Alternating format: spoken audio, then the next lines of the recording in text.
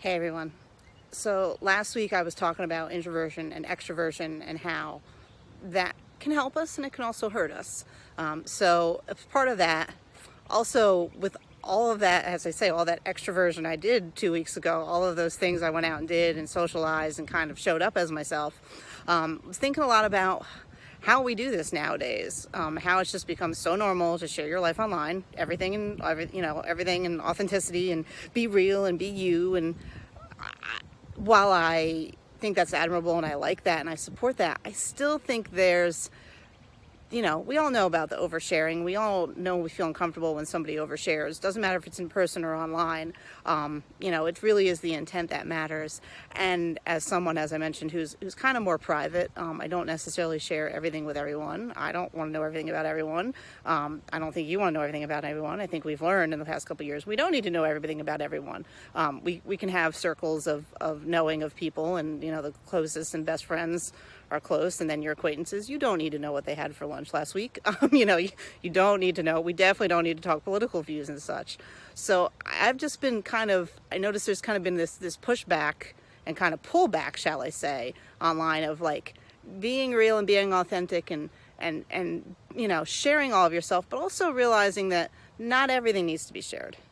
Not only does it not need to be shared, you might not want to share it. I think we're finding that the more we share, the more we're losing ourselves in some cases. We as humans are not commodities. We are not something or not a product to be sold and shared. And I think we're realizing what has happened probably in the last decade or so and kind of pulling back on that. And it's something I have always struggled with, which is why it has taken me 20 some years to do anything with this. I think I've had 5 or 10 starts of like blogging and Facebook and all the things, and I've always been into it, but I'm always like, but I'm me. It doesn't matter what's on Facebook, it doesn't matter what's on a website, it doesn't matter. Like, I'm me no matter what I share, no matter what I do. And that's usually my default to go back to, is just to ignore it all and live in the real world. That's not to say there aren't benefits of the internet world and the social media world. I've found many of them, but I know that's a thing I struggle with on a regular basis. I mean, heck, in a year maybe these will be gone and this won't even exist anymore. Hey, it could even be a month. I just find that it's a daily struggle. Like there was this thing before COVID where you went to work and you ignored your personal life, and that didn't work.